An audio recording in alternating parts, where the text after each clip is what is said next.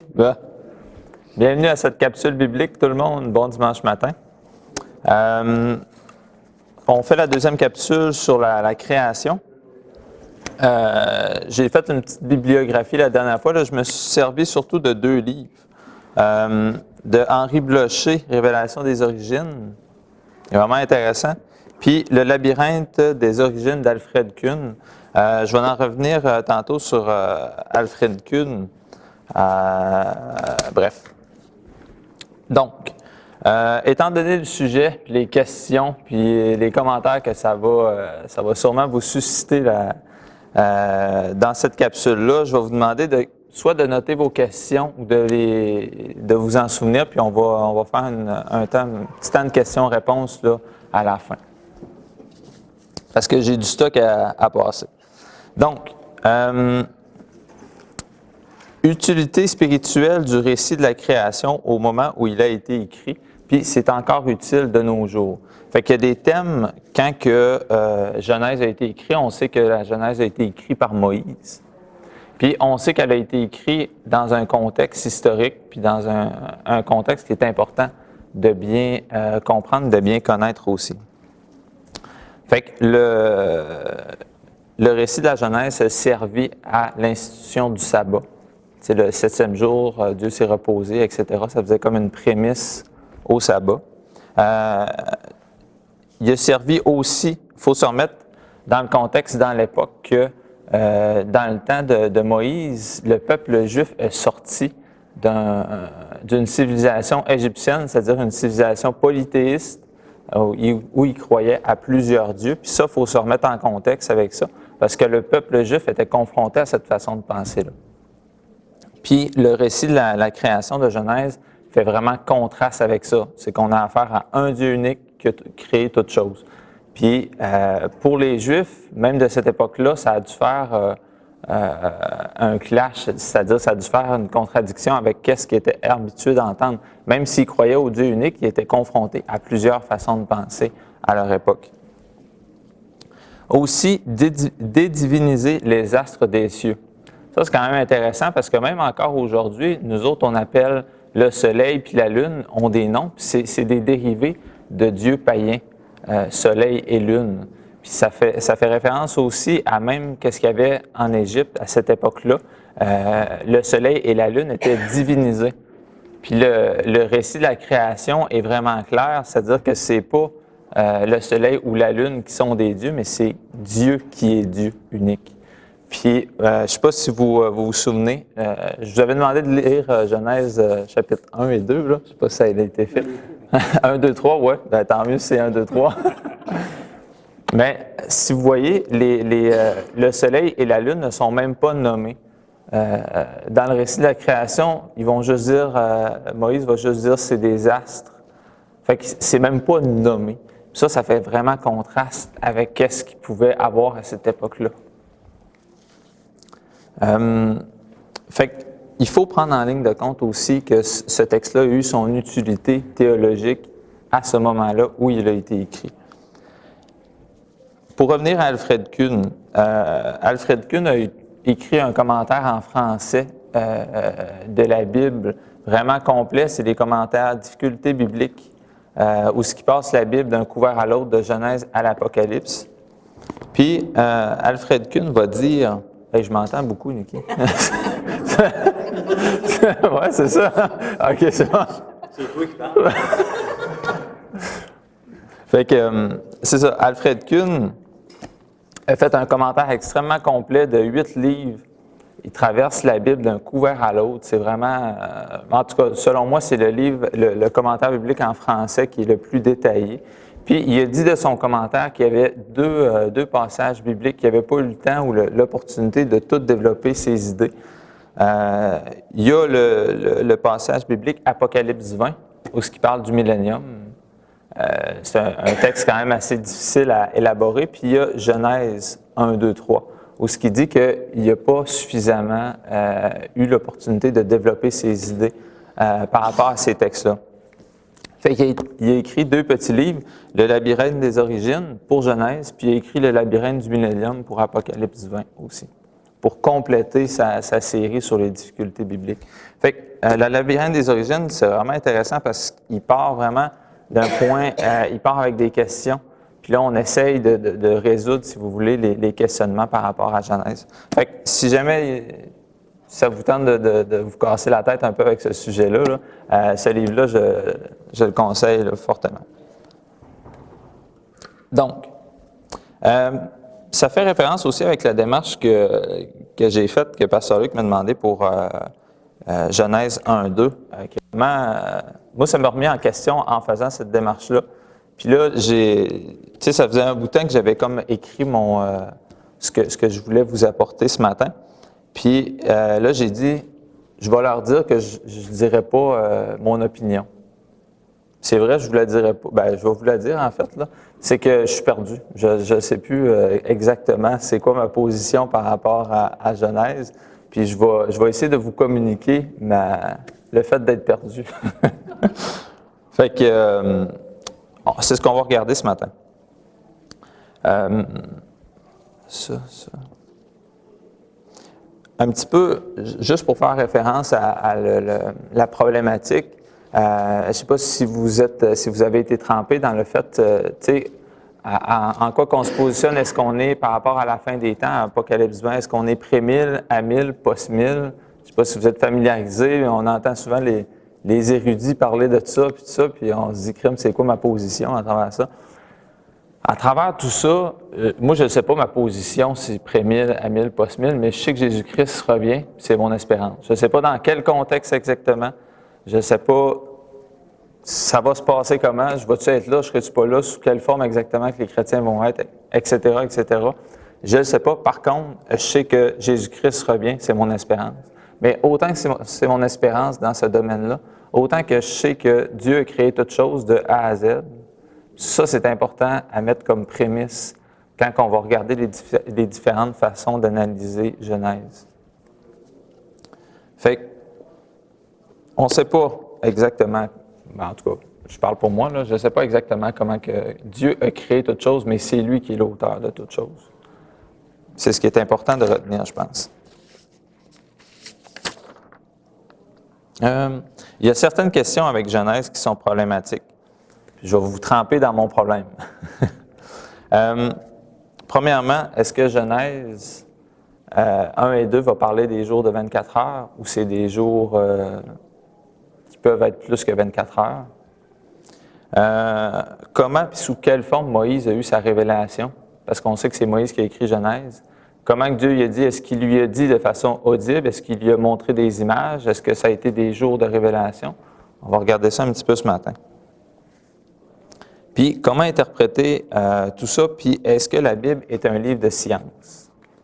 On va y revenir. À cette question-là, je répondrais, puis ça, c'est plus là, ce que j'ai trouvé, là, puis vous me direz qu'est-ce que vous en pensez tantôt. La Bible, pour moi, attendez que j'aille terminer ma phrase, n'est pas un livre de science. Par contre, tout ce qu'elle dit sur la science est obligatoirement vrai, mais ce n'est pas son but d'être un livre scientifique. Je pense que c'est important d'avoir ça comme prémisse quand on veut regarder Genèse 1 et 2.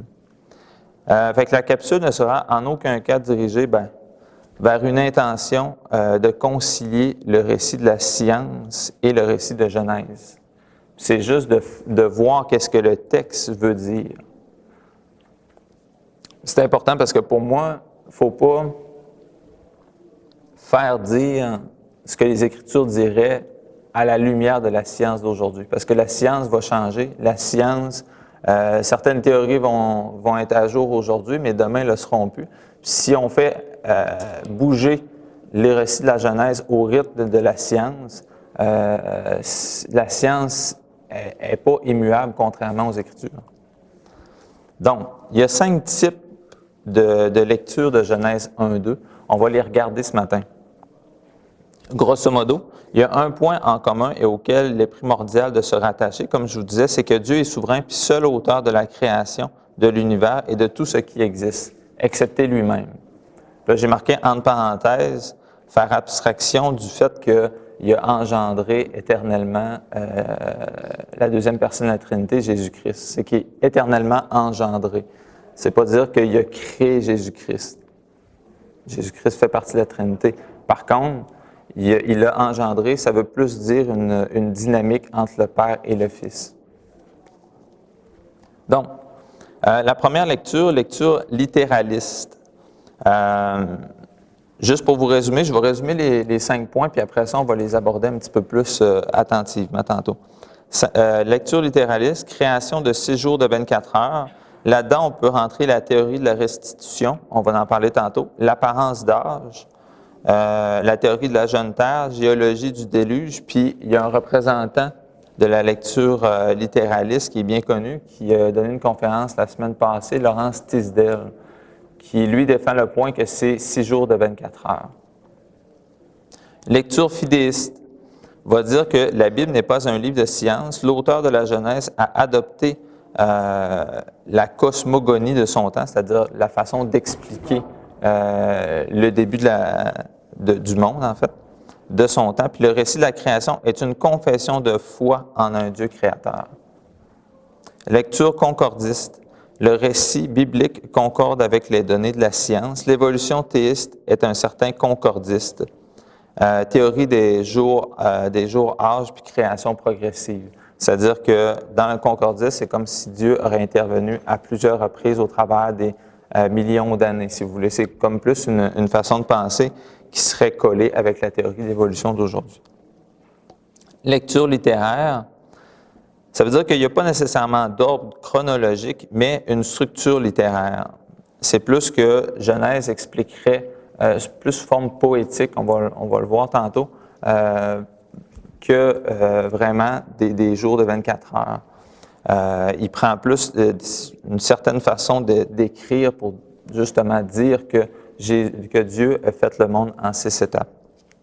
Puis, le dernier point, concordiste et littéraire, c'est-à-dire que concordiste, c'est que d'une certaine façon, oui, il y a une ressemblance entre la théorie de l'évolution, mais c'est littéraire aussi. Fait que c'est comme un petit peu un mélange entre le littéraire et le concordiste. OK. Fonction du récit est de nous faire connaître le Dieu créateur, non de nous faire comprendre le comment de la création. Dieu a tout créé d'une manière ordonnée et systématique. Il y avait 6 étapes dans l'œuvre de la création représentées par 6 jours d'une semaine. La vérité de Dieu est une et infaillible, mais notre interprétation est faillible. Ça, il faut le dire, parce que peu importe la façon de penser, puis là, je vous ai énuméré les 5 façons de lire Genèse, mais ça se peut très bien que finalement, ça ne soit pas une de ces 5 façons que Dieu a procédé. Il n'est pas compris dans notre problème à nous autres, la façon d'interpréter. Donc, lecture littéraliste, c'est-à-dire qu'on prend le texte de Genèse de façon littérale, comme ce qu'on disait tantôt. C'est un petit peu une façon de voir qui est perçue comme anti-scientiste, c'est-à-dire qu'on rejette complètement la science, on la met de côté, puis on refuse de faire plier le texte à la science, ce qui est bien. Toute la création aurait été créée en 6 jours de 24 heures, il y a 6 à 10 000 ans. Les fossiles, ce sont ceux des animaux d'avant le déluge, dans cette théorie-là. Puis en passant, quand je vais vous dire les 5 façons de lire Genèse, puis je vais décrire les points faibles puis les points forts aussi. Fait que surprenez-vous pas, c'est pas que je détruis les façons de penser, mais vous allez voir que chaque lecture a ses points faibles. Fait que c'est pour ça que je suis perdu un matin. Donc, objection, il y a des fossiles qui ne correspondent pas à cette disposition. C'est-à-dire que de ce qu'on voit dans nos constatations, c'est qu'il y aurait quand même des obstacles par rapport à une théorie de jeune terre avec les fossiles. Puis la théorie d'apparence d'âge est généralement combinée à cette théorie-là de la lecture littéraliste. Apparence d'âge, c'est que on voit que Adam et Ève ont été créés adultes. On voit aussi que Dieu va procéder comme ça. Je ne sais pas si vous vous souvenez du passage où Jésus va transformer l'eau en vin. Pour faire du vin, ça prend un processus de vieillissement, mais ça a été instantané. c'est qu'il a fait le vin, puis le vin était bon à part de ça, fait qu'il avait bien vieilli, mais il n'a pas vieilli. Fait que vous comprenez un petit peu? Fait que de voir ça, ça nous permet de voir que Dieu aurait très bien pu faire un univers avec une apparence d'âge à nos yeux, mais que Dieu aurait fait en 6 jours de la création. Autre théorie, la théorie de la restitution. C'est une théorie qui veut que entre Genèse chapitre 1, verset 1, puis Genèse chapitre 1, verset 2, il y aurait un gap de temps qui se voudrait être le fait que avant c'était Satan qui dominait sur la terre. Puis Dieu aurait comme pris la terre après la chute de Satan, puis en aurait recyclé une terre neuve, si vous voulez. Fait que l'apparence d'âge viendrait de ce phénomène-là. Il y a des points faibles, par contre, c'est qu'il faut, automatiquement, pour avoir des sédiments, il faut une mort. Il faut que la mort soit présente pour avoir des sédiments, pour avoir des fossiles. Fait que si on veut que les fossiles soient expliqués avant la chute de l'homme par la chute de Satan, il n'y avait pas de mort physique, biologique avant la chute de l'homme. Fait que ça devient difficile à expliquer les fossiles et tout ça, parce qu'il faut une mort biologique pour avoir des fossiles. Puis il y a aussi que Dieu déclare sa création très bonne au jour 1, jour 2, jour 3, etc. Fait que ça serait difficile de dire qu'il y aurait une chute de Satan à travers tout ça, alors que Dieu continue de dire que c'est très bon. Le terme « jour » que Alfred Kuhn nous rapporte, c'est « yom » ou « yum », je ne sais pas comment le prononcer, là, Y-O-M, est employé presque 2000 fois dans l'Ancien Testament. Et ce n'est que très rarement qu'il se réfère à une période plus longue de 24 heures et seulement si le contexte l'exige. Problématique avec les jours de 24 heures, c'est que le soleil a été créé le 4e jour. Puis on sait que si on veut compter une journée, ça nous prend le soleil. Je ne sais pas si vous êtes d'accord avec moi, là. La Terre tourne sur elle-même, puis on voit le soleil, puis on passe du côté sombre, de l'autre côté du soleil. Fait que donc, le soleil a été créé le 4e jour. Fait qu'il y a une problématique à ce niveau-là. Fait qu'est-ce que Dieu a vraiment fait des journées de 24 heures? C'est possible. Dieu, selon moi, là, il pouvait créer ça en 6 jours, 6 minutes, 6 secondes, il n'y a aucun problème.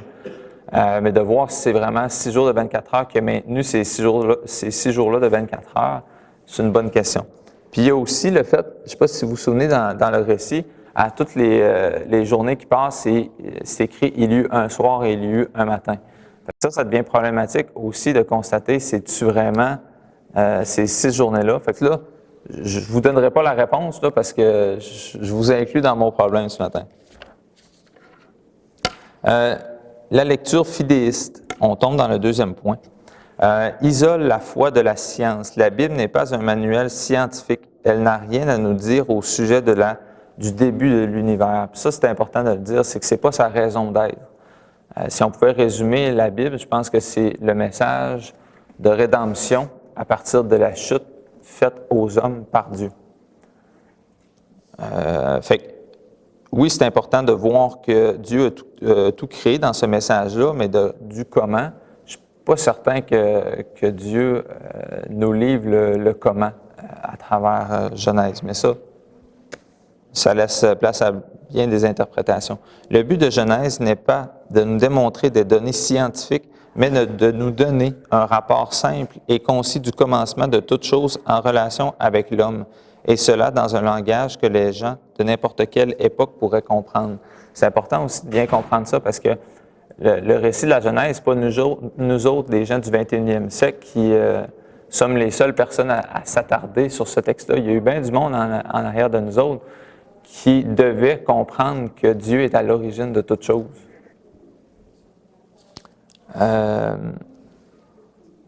Puis, un point que je voulais vous dire, c'est que c'est important aussi de bien comprendre que le récit de la Genèse n'est pas un récit de parabole ou un récit d'histoire dans le sens où il faut que Adam ait été réel.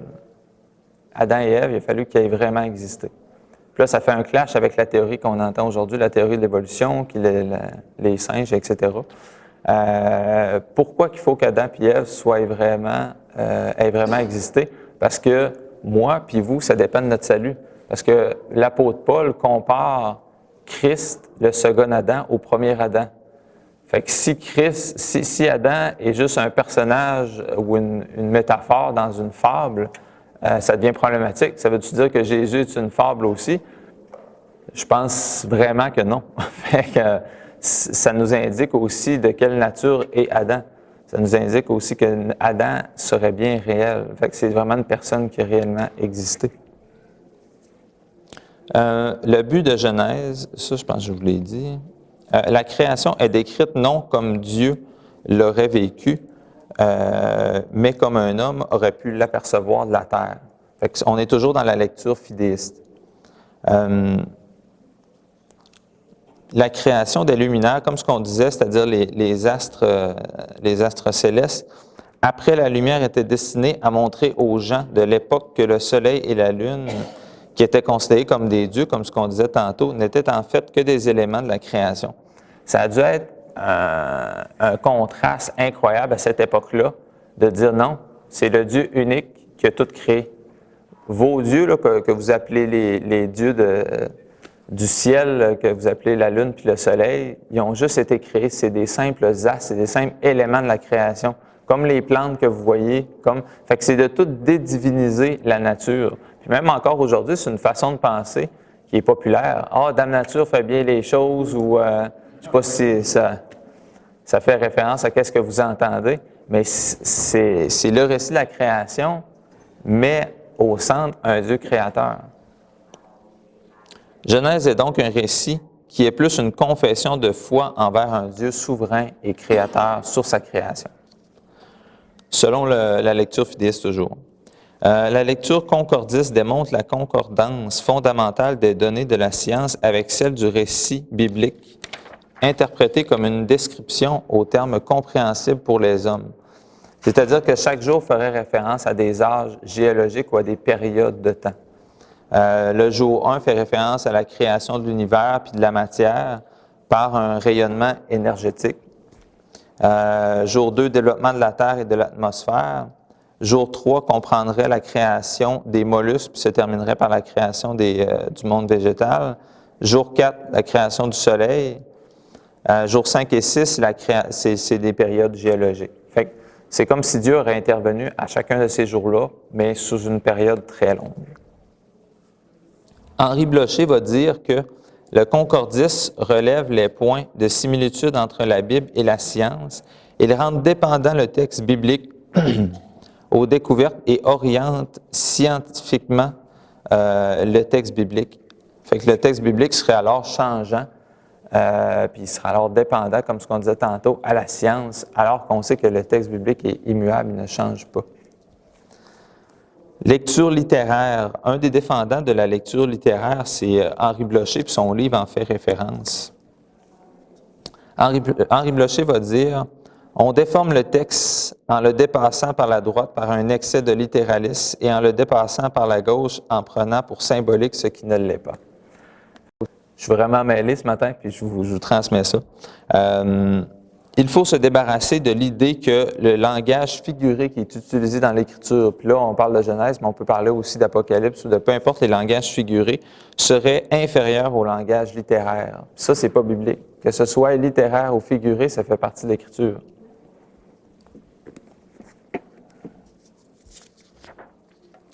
L'intention de l'auteur de Genèse, ce n'est pas de livrer une chronologie des événements de la création.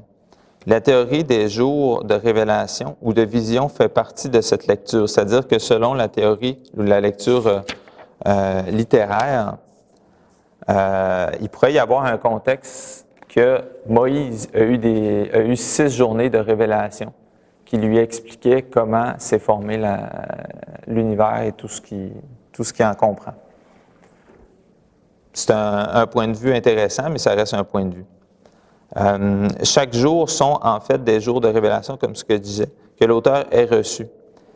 Par contre, en général, quand ça se montre dans l'Écriture que c'est des journées de révélation, qu'il y a une révélation particulière de Dieu faite à l'homme ou à celui qui écrit le livre, c'est mentionné dans les Écritures. On voit dans l'Apocalypse, on sait que Jean a eu une révélation des Écritures, etc. Fait qu'en général, c'est mentionné, ce qu'on ne retrouve pas dans Genèse. Est-ce que ça veut dire pour autant que ce n'est pas ça? Je ne peux pas vous dire.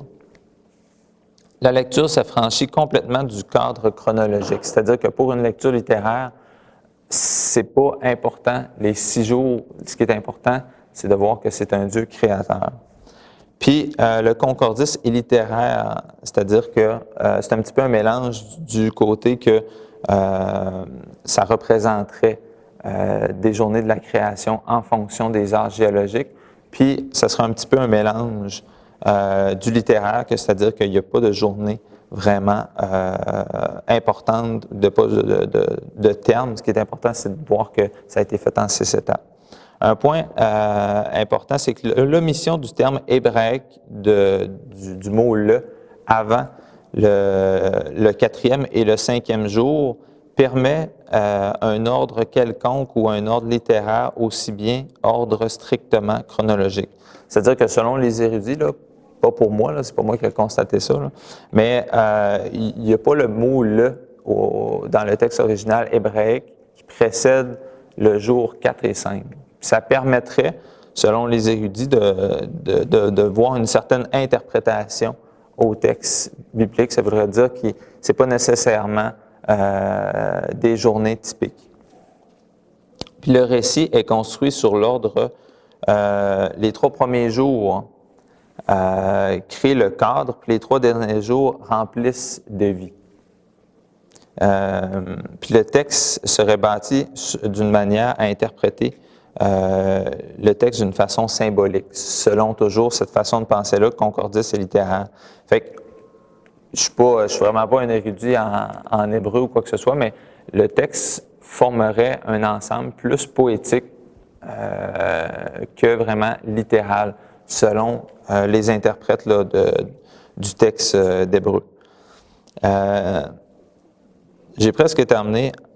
En passant, il y aurait plus de 14 façons différentes d'interpréter Genèse 1 et 2. Là, on a vu les 5 principaux, mais il y a 14 sous-branches en dessous de ces 5-là.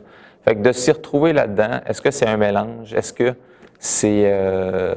ça fait partie du concordisme ou du littéraire où il y a un peu de fidéisme là-dedans? Je pense que chaque façon de lire que j'ai nommée comporte des points forts et certains points faibles. Si nous insistons trop sur des interprétations particulières, on risque de se retrouver à côté de la question. Il faut passer par-dessus les différentes interprétations pour percevoir ce qui est immuable, ce qui ne change pas. Puis j'aimerais ça, en terminant, vous poser la question, qu'est-ce qui ressort du texte de Genèse? Qu'est-ce qui est sûr du texte de Genèse? Avec qu'est-ce qu'on a vu, puis tout ça? Quelle conclusion qu'on peut en sortir du texte? Je vous pose la question.